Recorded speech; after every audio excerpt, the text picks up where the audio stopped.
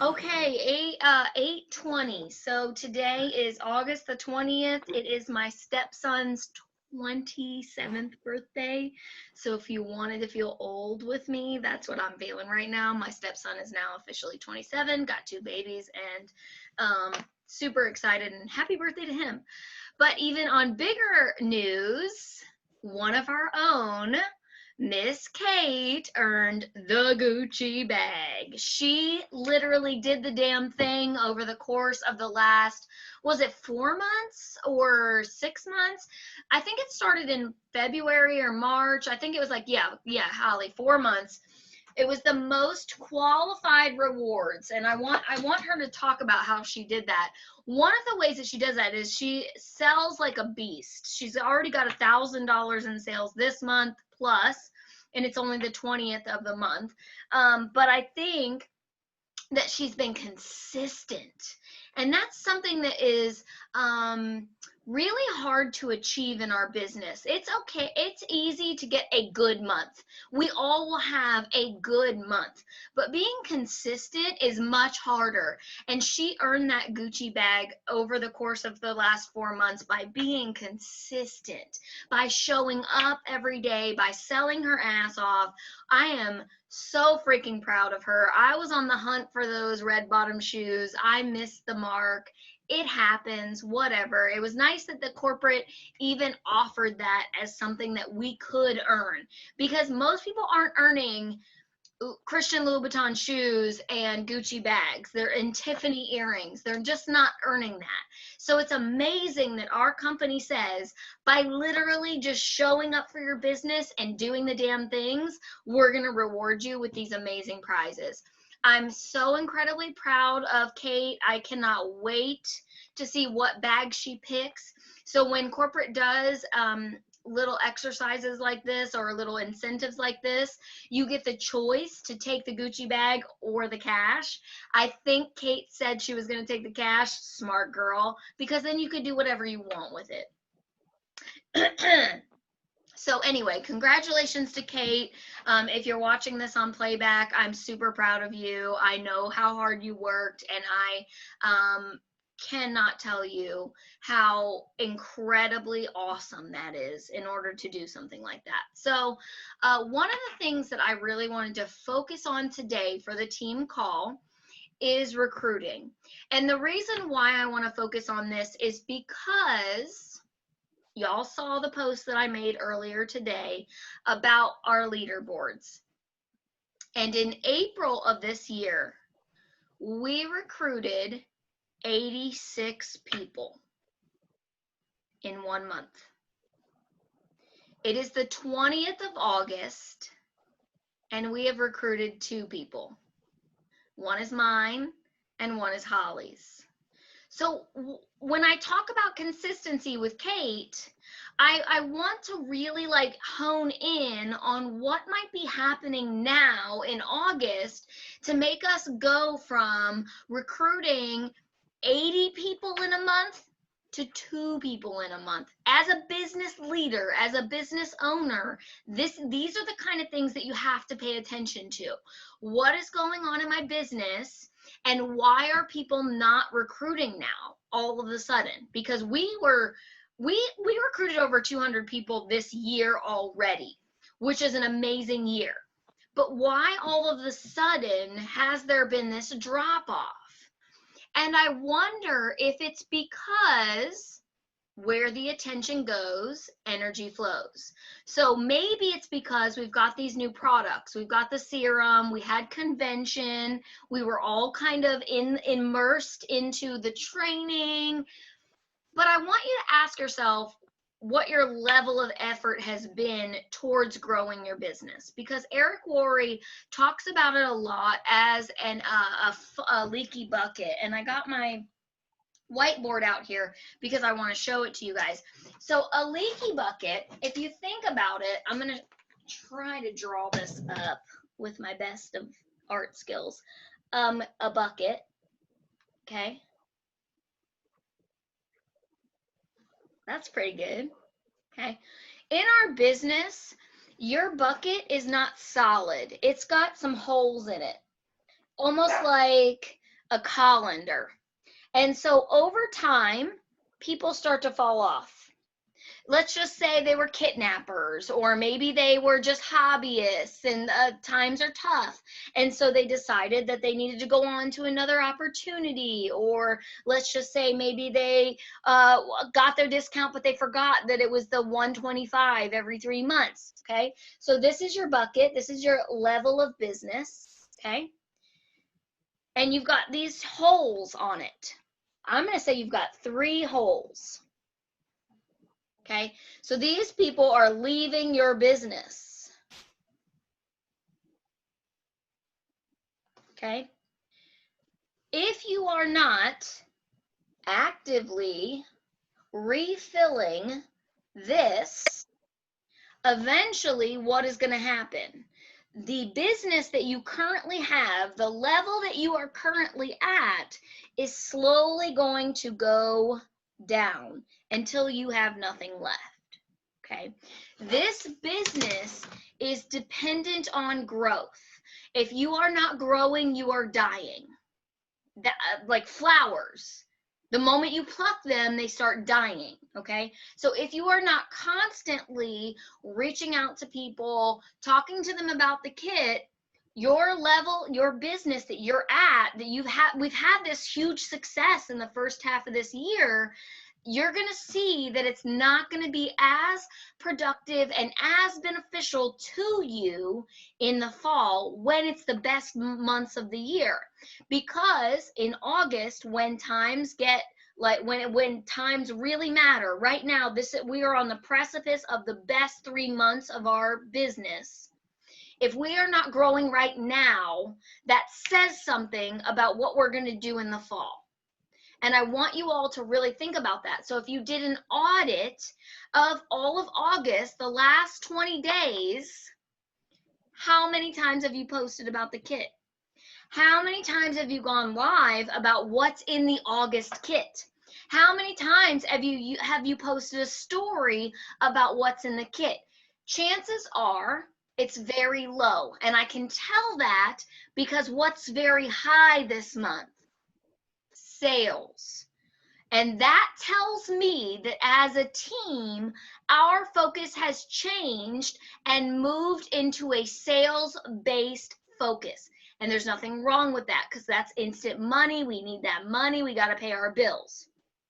But we got to find the balance of promoting the kit and looking for active team members versus selling products. You will not get to the top of this business on sales alone.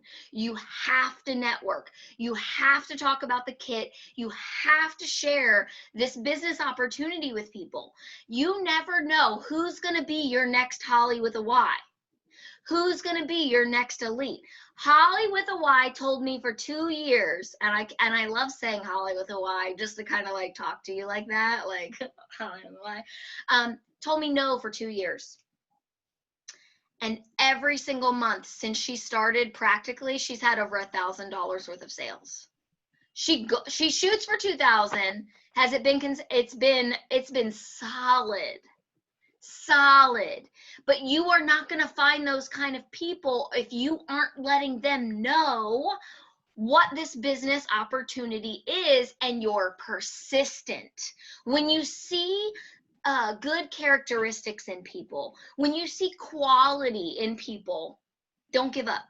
No does not mean no. No means not right now, or you haven't shown me enough value. So I wanted to really talk about how you post in a way that will get people to respond, because that's called low-hanging fruit. And my favorite way, an attraction marketing style, is telling your story. That's something that we're really big on during convention, is learning how to tell your story. So if I'm going to break this down for you guys, telling your story is 3 parts. And I want you to think about different elements and break them all down into these 3 parts. So my story has lots of different tentacles, like I'm an octopus. I can tell my story 8 different ways depending on who I'm talking to, because the way my story registers to a college kid is going to be totally different than the way it registers to a soccer mom. Do you understand? Like, we need to look at our story and ask ourselves, how are we using this story to connect with the people that are going to work this business? And that's a great way to really think about it. Like, who are you trying to reach when you're telling your story? So your story should be 3 parts. The first part is your suffering. It's the bottom of the pit. Like, what were you feeling in that moment? How were you struggling? Okay? Because you have to have struggle in order for people to say, oh, okay, I'm like her. I have that struggle too. So you can say things like, one of my parts of my story is about being laid off 3 times from good, solid, like, jobs. I was laid off 3 times. The last time I was laid off within 3 years was 2 days before Thanksgiving and 3 weeks before Christmas. I didn't even know how I was going to pay for Christmas. So I signed up for this business and it helped me pay for Christmas. That's connecting to the women that are going to relate to buying presents for their kids and trying to figure out how to pay for Christmas. Okay? Another part of my story is about taking my kids on vacation and all of the things that I've done with them. Oh, hey. Hi, Kate. She made it on. Kate's here. Woo, Kate. We're so excited for you. We were cheering you on even though you weren't here just yet. So think about the things that you have gone through that have caused you struggle, okay? So struggle is the first part of your story. The middle of your story is, I call it the video montage. It's like the awakening, like the moment you realize that you had to make a change in order to shift. Because I was laid off 3 times, I realized that I could not keep putting all my eggs into the same basket. And so, part 3 is what you learned from that experience and how you made changes in your life. So part 3 of telling your story, for me, if we just stay on the same vein, I was laid off 3 times within 4 years from good quality jobs. I had 401ks, I had all the things. I was laid off on my last time 2 days before Thanksgiving, and I was right in front of Christmas, and I had no idea how I was even going to buy my kids Christmas presents. So I realized that I needed to diversify my sources of income so that should another situation come like this, it would not cripple me the same. And I added unique into my business as a way to have a second, third, fourth source of income, and I wouldn't need to struggle the same way if I ever got laid off again from my secure jobs.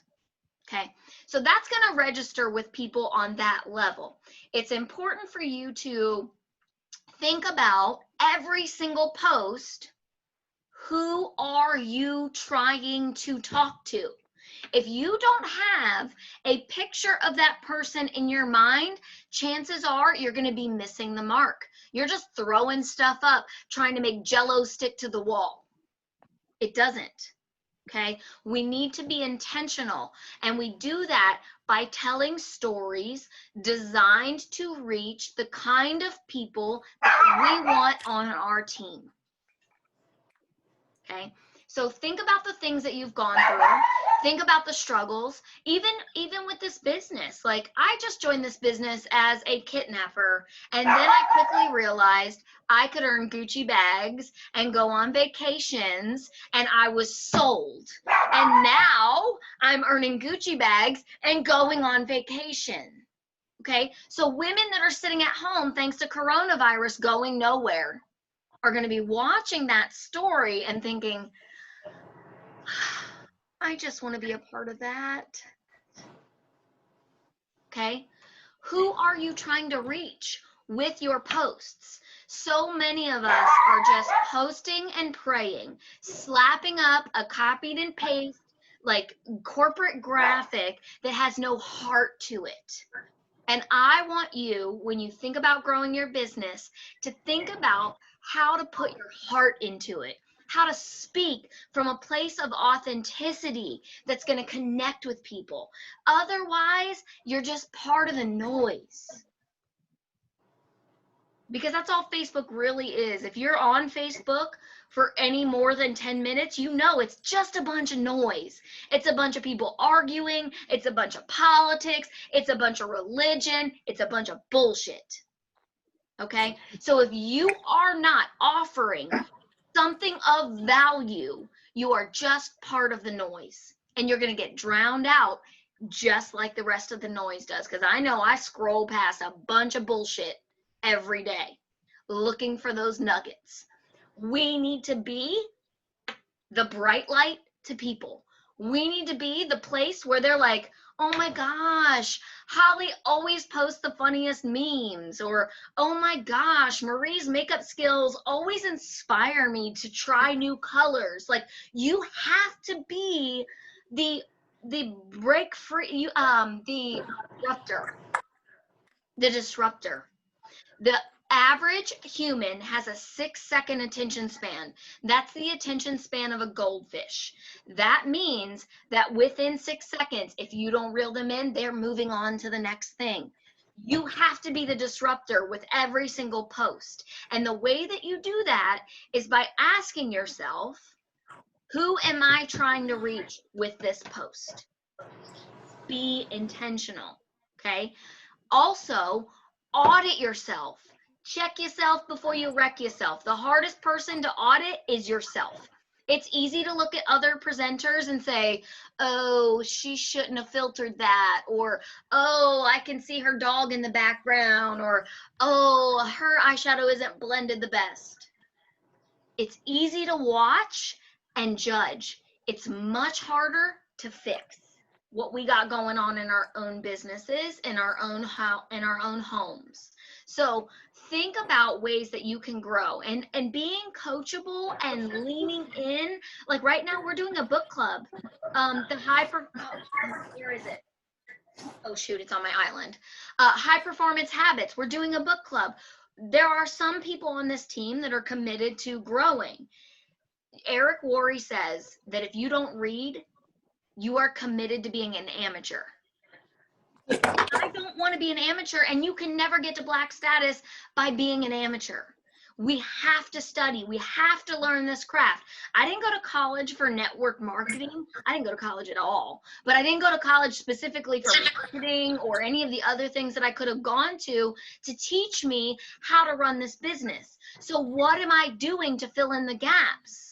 I'm watching these Facebook ad tutorials, like how to run Facebook ads and how to build funnels. And what is a funnel? What even is a funnel in your business? These are things I don't know about, but I understand that just like I had to learn how to take a selfie, and just how I learned how to put text onto a photo, I also need to learn these parts of the business. So look at the areas of your business specifically that you are struggling in, and then find something, a resource, a book, a running partner, a mentor that can help you become better at those areas, because your weakness is going to be your victory. What right now you're struggling at is going to be your victory. Hey, Kate's husband.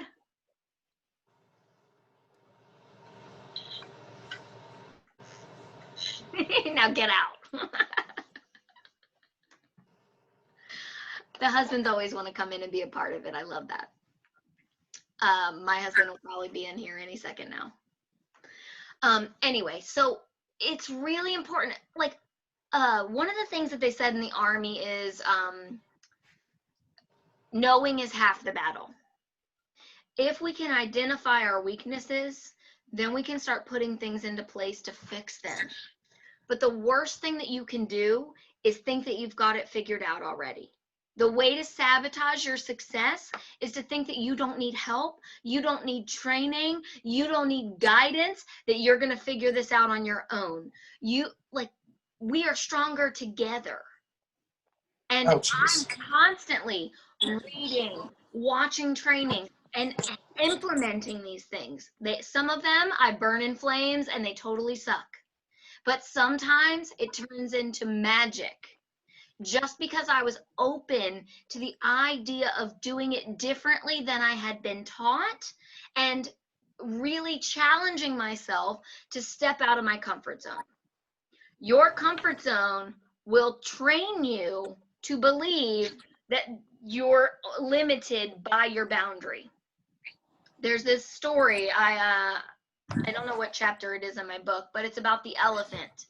When an elephant is born in captivity, they chain it up to this big, heavy chains. So every time the baby elephant is distracted by the world and starts to walk off, it gets pulled back by these big, heavy chains. So it's conditioned from a very early age to play inside this small little circumference of life. So it gets to the point where they don't even need to have the chain anymore. They have a little tiny rope, nothing, tied to that elephant, a big full-grown elephant with a tiny little rope attached to it. But because it's been conditioned to believe that it can only exist in this small little circle, it never challenges its boundaries. Some of what we have to overcome in this business is the programming of our minds in what we are conditioned to accept and believe that we are capable of achieving. Most of us, including myself, are playing too small, are believing that we can only stay in this circle. And that's why 75% of people die in the socioeconomic class that they're born into. Think about that for a second. 75% of people die in the socioeconomic class that they're born into. So if you are born rich, good for you. You've got a high probability of dying rich. But if you were born poor or middle class, guess what that means? 75% chance that you're going to die into that same socioeconomic class, poor or middle class. Why? Because from birth, we were conditioned to believe that this is our lane. Network marketing requires you to step outside of your lane and level up. The only way to do that is with education, with mentoring, and with the idea of trying new things all the time. I don't know it all, but I refuse to fail. So ask yourself now if you're actually doing the things to get better in your business, or if you're just settling for the circumference of this business that you've been conditioned to up until this point. Because some of you have been in this business for 1, 2, 3, 4 years, but you're still playing in that same circle. Why? Why aren't you leveling it up? Why aren't you pushing yourself into new boundaries? Why aren't you learning new skills? Why did you stop? Because you got comfortable. Because this feels good right here at this spot. It's good enough to feel satisfied, but you're not really growing. And that's evident in the numbers. As your leader, real talk, it's evident in the numbers because y'all are selling like fucking machines, but we have 2 people signed up, one mine, one Holly's, because we're not growing. We're staying in what's comfortable. Sales are easier. Sales are more natural when you have new products coming on. But if you want to explode in the fall, you got to push yourself out of those boundaries. You got to start asking yourself, am I doing enough to grow my team? Am I posting enough? And if you do an audit without beating yourself up, without saying I suck, I shouldn't be in this business, but just from a business owner mentality, how can I do better? How many posts have you made about the kit? since August 1? I don't know what those numbers are. Only you do. How many attraction marketing posts have you made where you're telling your story? I don't know those numbers. Only you can do that audit. And then ask yourself if you're even willing to do the audit, because you can't complain about results that you didn't work for. Does that make sense?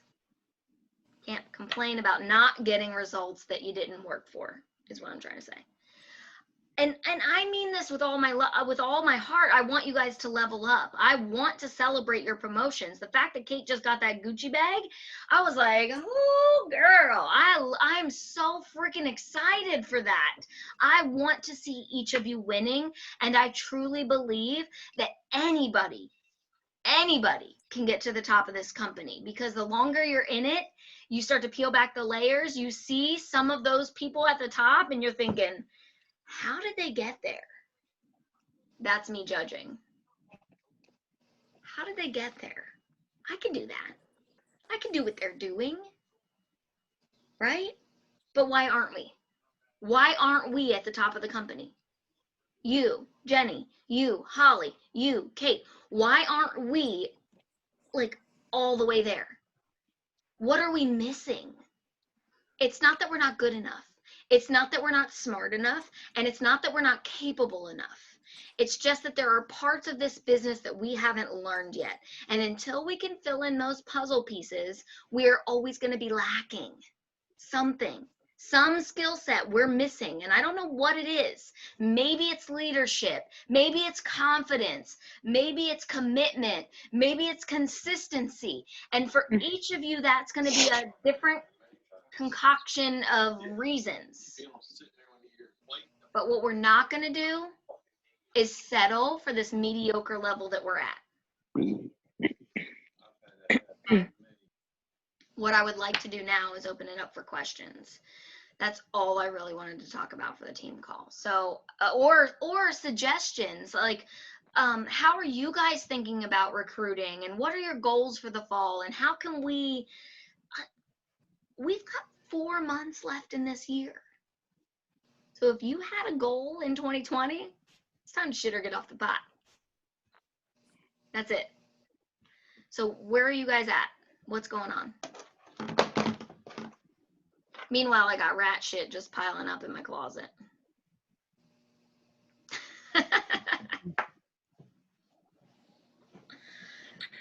It's so gross. And they're like little tiny rice kernels.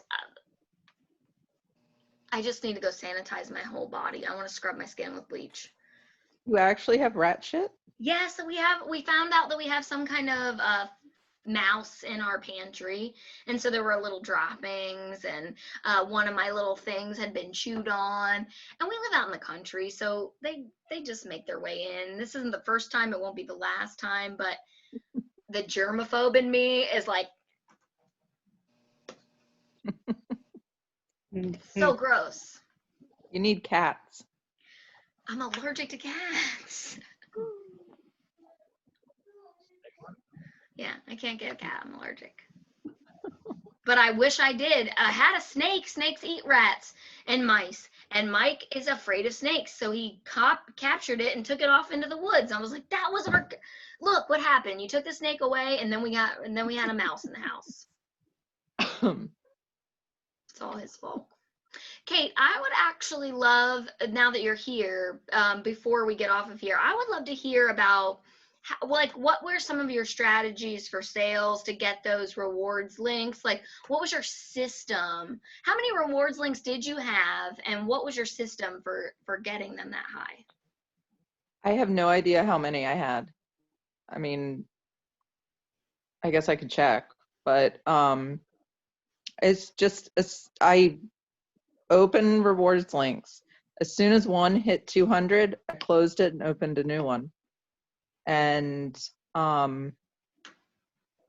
I personally bought stuff and added them to the rewards links anytime there was, something special or whatever.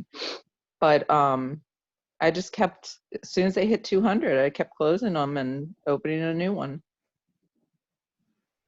I think that that's important to know because some people will let their rewards links hit 40, 50, $60 in rewards, and knowing that once it hits 200 to close it out and give it away and like reassign it to someone is super critical during a contest time. Yeah, I mean, What's her name? it, Who's that? Zoe. Hi, Zoe. Zoe. Hi. Hi. Oh, and Holly says hi too. Yeah, as soon as they hit 200, I closed them. But you're a selling machine too. Like you're definitely someone that has been at the top of the leaderboards consistently. You've sold that. Like, aren't you even close to getting the trip because of how many points you've had? Like, I feel like you're within range of getting the trip. I think as long as I hit, keep at least requalifying as pink, You'll earn the trip. and those sales, yeah, I'm hoping. Well, you've got It would the be, rest of this month and all of next month to hit it, so I'm sure you can. it's stressful, but I'm crossing my fingers. Mexico, here we come. Well, I'm proud of you, and I know that you didn't do it by accident. I know you're showing up, I know you're posting, I know you're messaging people. I could do more. Can't I mean, I wait. guess we all could do more. We could all do more for sure. Right. Right. But what you're I've doing is gotten, working. I'm trying. So what I would suggest for you, Kate, and Holly too, because Holly's got over $3,000 in sales. Are any of those customers people that you can convert into part-time presenters, into people that just want to do it for the discount? How because you get 500 points for every person you sign up. So if A lot of my customers have done that. Oh, they have. Yeah, and I'm just hitting this plateau, like, to try to find more. It's been tough. I think August is another one of those weird months though that like people are getting ready to go back to school, and there are school districts that actually are going back to school. Right where we live, we're not going back to school, we're doing e-learning. So some people are trying to figure out all of that, and that does add some complexity to our situation. It's been 5+ months of being locked down in some capacity, so everyone's kind of like fed up with it. So how do we re-energize our business? I'm not saying this from a way of like I know the answer, because I don't. I'm saying this from as a leader saying, how can what do you guys think? What are you doing that's working? What can we do to what can we try to fix this slump? Because I want us to keep going. I think I see Kate being green, no problem this fall. No problem. And Holly being orange as a result. I see so many huge promotions. We're just on the cusp of it. How do we put those systems in place now so that it becomes easier and that it's not the last day of the month and we're all sweating? I don't want to do that. That's the worst. Anybody? No ideas. Okay. Well, we'll keep thinking about that. I will keep thinking about it. It's probably going to keep me up at night along with the mice in my house. Um, what I would say is that consider the amount of time that you're thinking about ways to improve your business. And if you could increase that level of commitment by 10%, it will pay you back in leaps and bounds. If you could just increase your level of effort, if you're only doing 7 hours a week, make it 8. If you could just increase by 10%, you, not me, I'm going to see very little of that. You will see much bigger results in your paycheck and your promotions, and they have extended the pink and the blue status bonuses. So if you are new and you're thinking I'm ready to run for a bonus, October and November are the times to do it, but you got to use the last of August and all of September to get ready for it. Okay.